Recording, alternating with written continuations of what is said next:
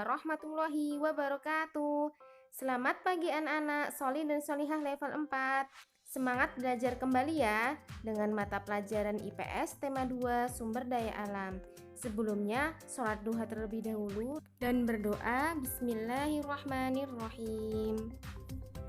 Anak-anak, seperti yang kita tahu, Indonesia terbentang dari Sabang sampai Merauke, terdiri dari ribuan pulau yang dikelilingi oleh lautan, sehingga banyak sekali sumber daya alam yang ada di Indonesia. Coba perhatikan gambar peta di video ini ya. Apakah kalian pernah mendengar sumber daya alam? Apa itu sumber daya alam? Yuk kita cari tahu bersama-sama. Dan kalian mendengarkan video ini baik-baik sampai selesai ya. Sumber daya alam adalah segala sesuatu yang ada di alam dan dimanfaatkan untuk kebutuhan manusia. Sumber daya alam dibagi menjadi dua, yaitu sumber daya alam yang dapat diperbarui dan sumber daya alam yang tidak dapat diperbaharui. Sumber daya alam yang dapat diperbaharui adalah sumber daya alam yang tidak dapat habis walau terus digunakan. Nah, sumber daya alam yang bisa diperbaharui dibagi dua, yaitu sumber daya alam hayati atau makhluk hidup dan sumber daya alam non-hayati atau makhluk tak hidup. Daya alam hayati banyak dijumpai sekitar kita seperti hewan, tumbuhan. Sedangkan sumber daya alam non-hayati bisa kita saksikan sendiri ya, seperti sinar matahari, air, tanah, dan udara. Sumber daya alam hayati dan non-hayati keduanya sangat dibutuhkan manusia ya. Mengapa disebut sumber daya alam yang dapat diperbaharui? Karena sumber daya alam tersebut terus tersedia dan dapat kita kelola untuk kita perbanyak jumlahnya. Sehingga walau sumber daya alam ini sangat berlimpah, kita harus melestarikannya dan bijak dalam mempergunakannya agar sumber daya alam ini tetap tersedia. Bukankah Allah Subhanahu wa Ta'ala tidak memperkenankan kita menjadi orang yang boros? Mari kita jaga. Selanjutnya, sumber daya alam yang tidak dapat diperbaharui, yaitu apabila kita gunakan secara terus-menerus akan habis. Biasanya berasal dari sisa makhluk hidup, hasil tambang, dan hasil galian. Nah, sumber daya alam yang tidak dapat diperbaharui juga dibagi menjadi tiga, yaitu sumber daya alam, energi, mineral logam, mineral non-logam. Contoh sumber daya alam energi seperti minyak bumi, batu bara, gas alam, dan lain-lain. Contoh sumber daya alam mineral logam seperti besi, tembaga, emas, perak, dan lain-lain. Sumber daya alam non-logam seperti batu kapur, belerang, dan yang lainnya. Disebut sumber daya alam yang tidak dapat diperbaharui karena jumlahnya yang terbatas dan untuk menghasilkannya diperlukan waktu yang sangat lama. Jadi kita harus bijak ya dalam menggunakan sumber daya alam.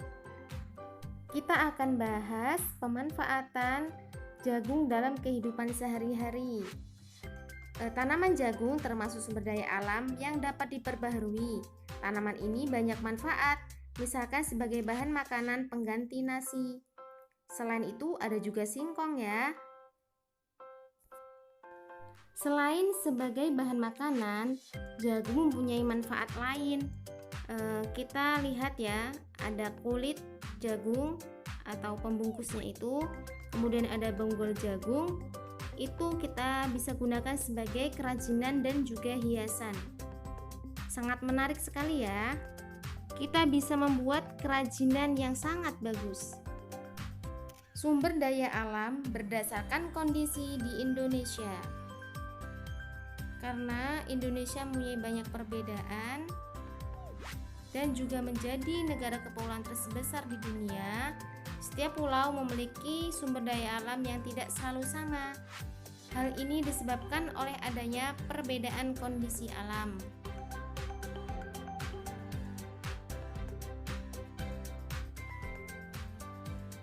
Yang pertama, Pulau Jawa memiliki pegunungan, dataran tinggi, dataran rendah, juga pantai, mempunyai hasil perkebunan juga seperti teh, kopi, dan kina.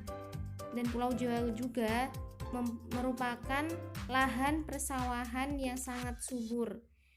Pantainya banyak menghasilkan garam dan juga ikan.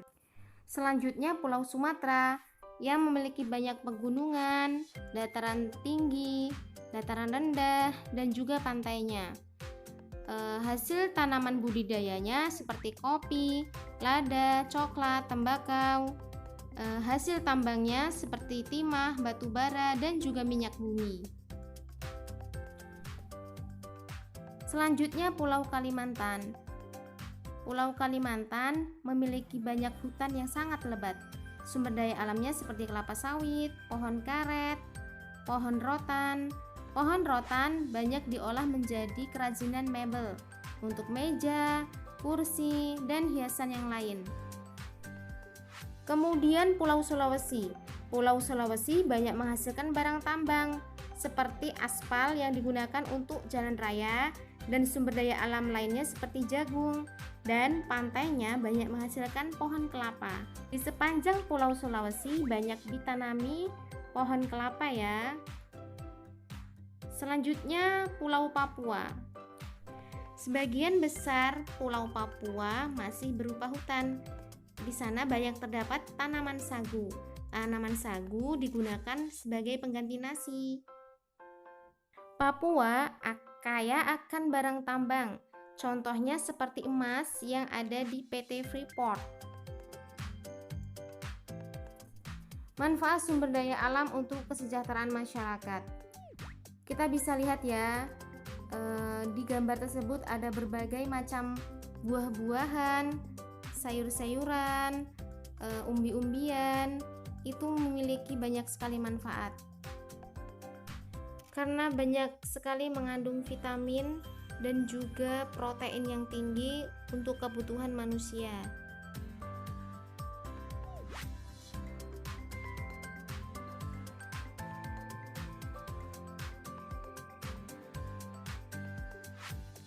Contoh sumber daya alam yang lain seperti kedelai yang bisa kita olah menjadi tahu, tempe, susu kedelai, kecap, dan masih banyak olahan yang lain. Ada kopi untuk minuman, kue, dan puding. Selanjutnya, ada olahan susu sapi yang dimanfaatkan untuk minuman, keju, yogurt, permen, dan juga olahan lainnya. Berbagai macam hewan ternak dan ikan digunakan sebagai sumber protein hewani. Kuda tenaganya dijadikan sebagai alat transportasi. Sumber daya alam hasil tambang seperti emas, batu permata, berlian, intan, perak, tembaga dimanfaatkan sebagai perhiasan dan barang rumah tangga. Minyak bumi, batu bara, dan lainnya digunakan sebagai bahan bakar. Alhamdulillah, materi sudah Ustaz sampaikan. Selanjutnya jawab soal berikut ini. 1.